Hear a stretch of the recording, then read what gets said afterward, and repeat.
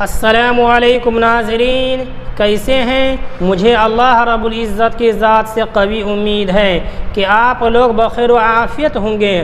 اللہ تعالی آپ لوگوں کو ایسے ہی خوش رکھے۔ احیاء العلوم میں لکھا ہے کہ بنی اسرائیل میں ایک عابد رہتا تھا۔ وہ ہر وقت عبادت الہی میں مشغول رہتا تھا۔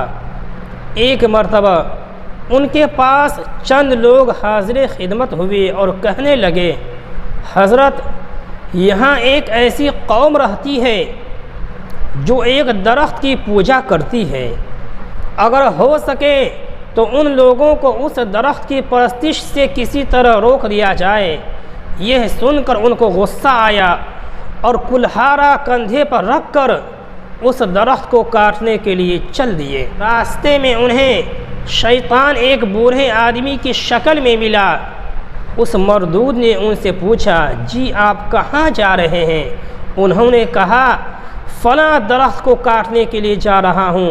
شیطان نے کہا، تمہیں اس درخت سے کیا واسطہ؟ تم اپنی عبادت میں مشغول رہو۔ ایک فضول کام کی خاطر اپنی عبادت کیوں چھوڑتے ہو؟ عبادت گزار نے کہا، یہ بھی ایک عبادت ہی ہے۔ شیطان نے کہا، میں تمہیں درخت نہیں کاٹنے دوں گا۔ بالآخر دونوں میں مقابلہ ہوا۔ وہ عابد بہت جلد اس پر غالب آ گیا اور اس کے سینے پر چڑھ کر بیٹھ گیا۔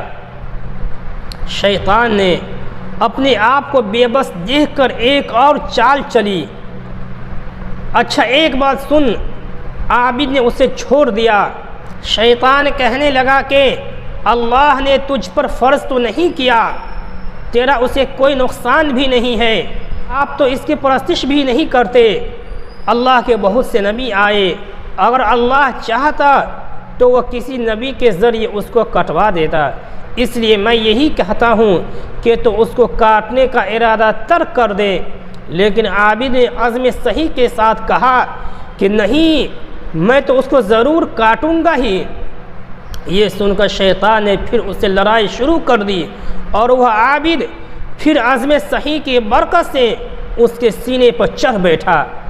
اب شیطان نے ایک اور پیچرا بدلا۔ وہ کہنے لگا کہ تو ایک غریب آدمی ہے، دنیا والوں پر بوجھ بنا ہوا ہے۔ اب میں فیصلہ کن بات کہتا ہوں کہ تو اس کام سے باز آ جا، میں تجھے 3 دینار دے دیا کروں گا جو روزانہ اپنے سرہانے سے مل جایا کریں گے۔ اس رقم سے تیری اپنی ضروریات زندگی بھی پوری ہوں گی، نادار لوگوں کی مدد بھی کرنا اور اپنے رشتہ داروں پر احسان بھی۔ اس طرح تمہیں بہت زیادہ ثواب ملے گا، جبکہ درخت کاٹنے سے صرف درخت کاٹنے ہی کا ثواب ملے گا، اس سے زیادہ کا نہیں۔ اس عابد نے شیطان کی یہ بات مان لی، چنانچہ اسے اپنے تکیے کے نیچے روزانہ 3 دینار ملنا شروع ہو گئے۔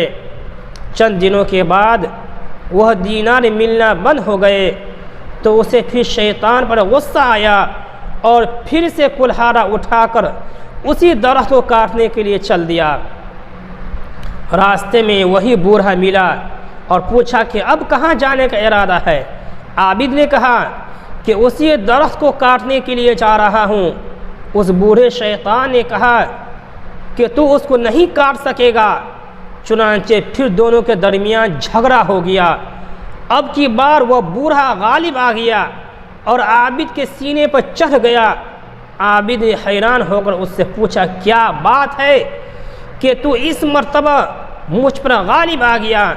شیطان نے کہا، پہلی مرتبہ تیرا غصہ خالصتاً اللہ کے لیے تھا، اس لیے اللہ نے تجھے غالب رکھا۔ اب چونکہ اس میں دیناروں کی لالچ کی آمیزش شامل تھی، اس لیے میں تجھ پر غالب آ گیا۔ اس لیے ہمیں چاہیے کہ کوئی سا بھی کام کرے ہم خالصتاً اللہ کے لیے کریں۔ ناظرین، اس ویڈیو کو لائک کریں، چینل کو سبسکرائب کریں، دوست و احباب میں شیئر فرمائیں۔ السلام علیکم ورحمۃ اللہ۔